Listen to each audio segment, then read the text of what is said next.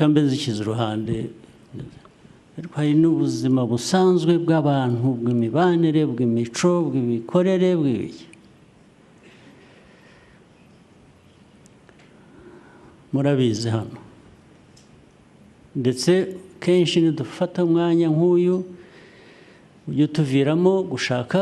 kugira ngo tubitware hanze hariya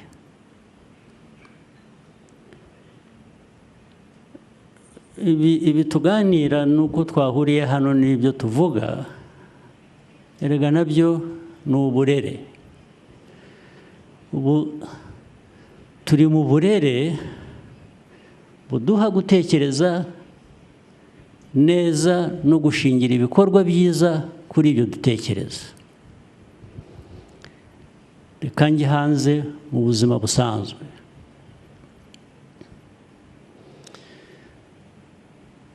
mbona raporo hafi buri gitondo cyangwa se mu cyumweru mba mbonye nyinshi zimbwira ko abantu bifashe hirya no hino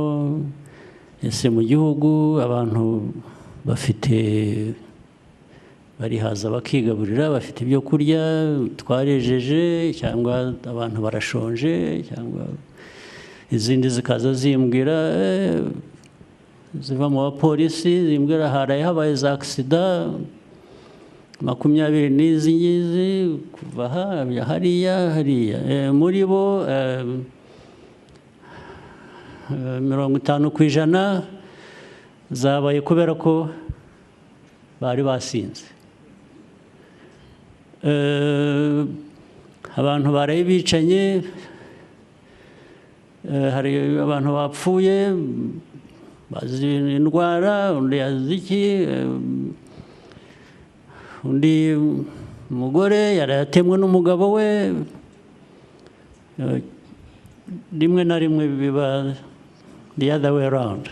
ariko nibyo bikeya kurusha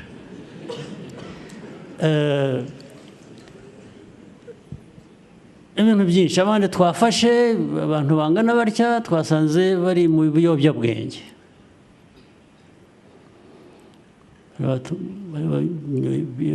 ibiyobyabwenge imiryango yahungabanye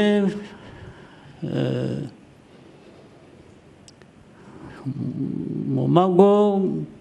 n'abana batoya bagishakana bamaze amezi bashakanye bataragera n'urubyaro hari imanza zingana zitya baraye batandukanye ntibumvikana bararwana cyangwa baragira batya ibintu byinshi dushatse rero kugira ngo twuzuze inshingano zacu hari abatuyobora mu bintu by'amadini inyigisho zishingira kuri ibyo ngibyo dukwiriye kwibuka kubikoresha uko bishobotse kugira ngo tugabanye ibihungabanya umuryango nyarwanda kubikoresha uburyo ubwo ari bwo bwose iyo ubona umubare w'abana bashakanye ejo bundi b'imyaka 20 umwe n'9 undi n'5 bashakanye n'uwa 30 abakiri muto ibyo bashakaniye ntabwo ari intambara ntabwo ari ukurwana hagati yabo ya buri munsi bashakanye bagira umuryango utuze amahoro ndetse umere neza ugenda ukura ntabwo ari ukwirirwa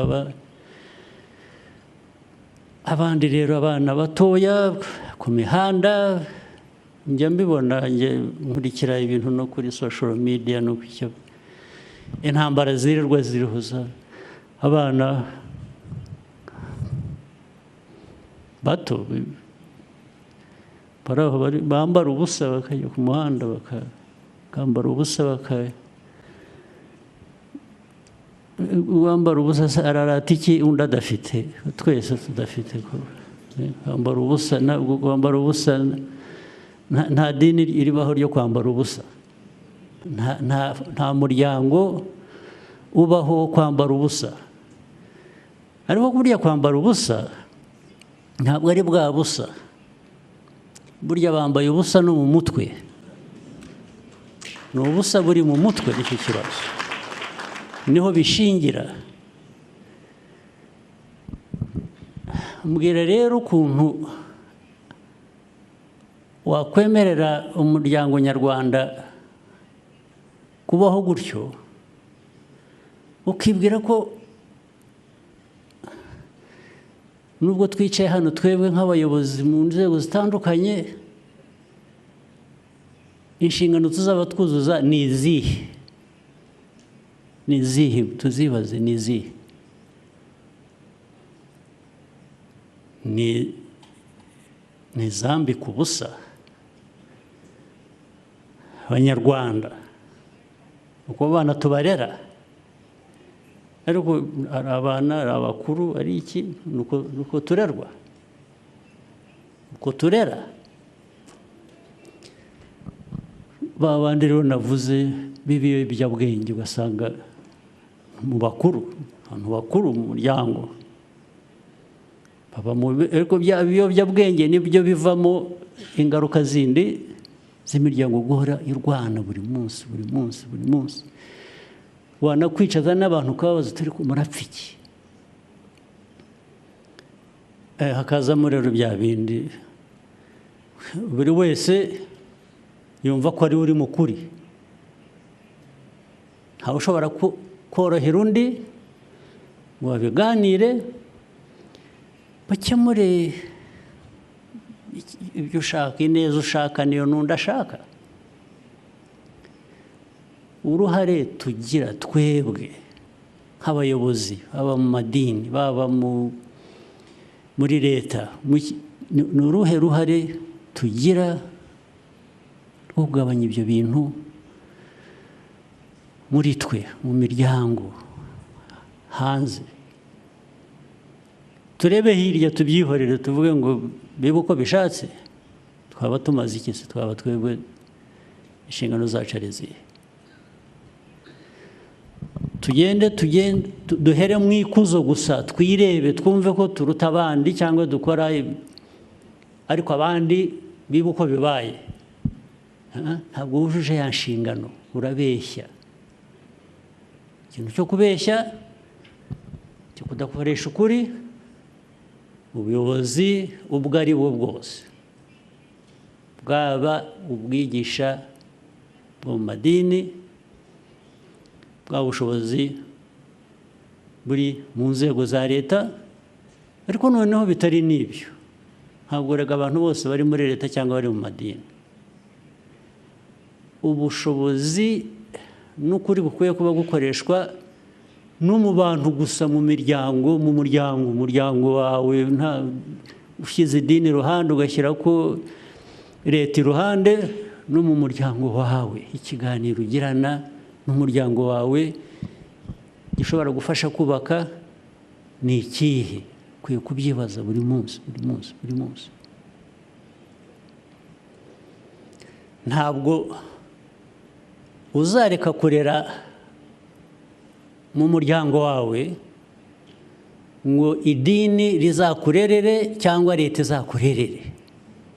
ntabwo ari byo bikwiye guhera kuri wowe ndetse ntitwimakaze ibidakwiye kuba mu bantu ngo tubyemere bibeho bikoreshwe bisa nkaho nta cyabaye ntabwo ari byo buri munsi kuba twahuriye hano ni nacyo kizana hano nabonye umwanya wo kuza nkinigura narangiza nkagenda ibindi uko bizaba biraturenze atirisi abemera ko hari ibiturenze ndimo ariko ntabwo bindenze kuvuga. Icyo ntekereza, ndetse ubwo ndi mu nzira yo gufasha wenda niyo kaba ari akantu gato, bya bindi biva mu kumenya biganisha mu gukora. Niba hari icyo umuntu yatangaho umusanzu, twese tujye tuwutanga.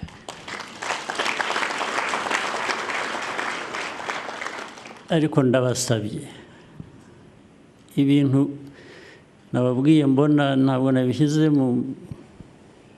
ukuri kwabyo kose uko bingana, ni byinshi. Turasenya igihugu cyacu,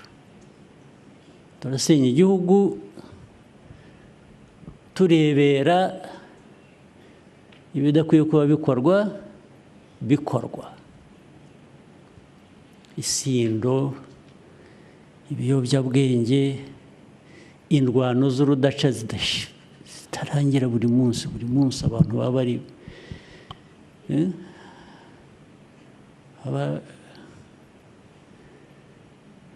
bashikurana. Nitubibona, nababwiye ko mbibona muri raporo mpabwa, ikintu cya mbere kinza mu mutwe ndabaza, ariko tugomba kuba dufite ibibazo mu buyobozi bwa leta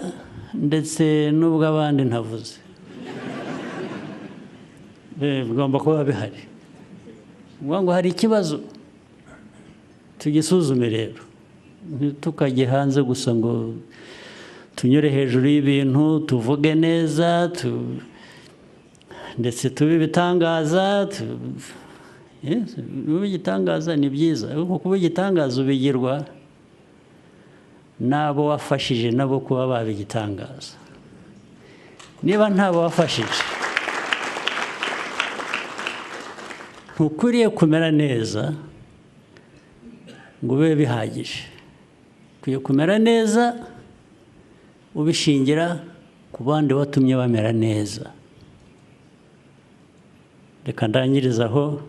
Murakoze, muhorane imigisha y'Imana.